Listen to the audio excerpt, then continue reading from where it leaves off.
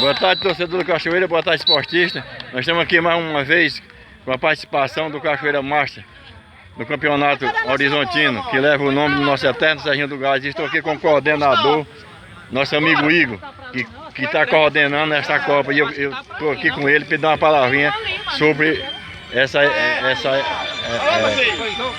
Copa que ele aliás, está coordenando e está fazendo valer com o esporte horizontino. Igor, com você.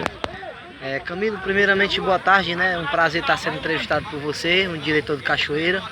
A gente iniciamos essa competição, na verdade, em homenagem ao nosso amigo Serginho do Gás, um grande esportista do futebol horizontino.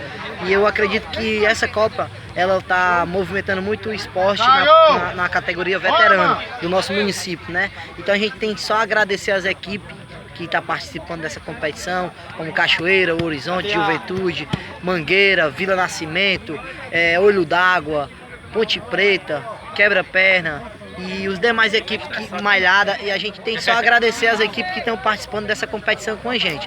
E a gente está muito feliz por a gente estar fazendo esse evento no nosso município, e a gente quer aqui só agradecer a você e também agradecer ao público que compareceu ao estádio, né? Um jogo que saiu um empate entre Horizonte e Cachoeira, 2-2, é um clássico. Então a gente está muito feliz por estar realizando essa competição.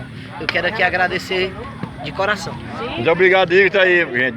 Eu falei agora com o coordenador da Copa Master Horizontina, que leva o nome do nosso Serginho do Gás. E aí, gente, mais uma vez encerramos aqui a nossa live aqui esportiva. Cachoeira Master em ação, esporte é vida.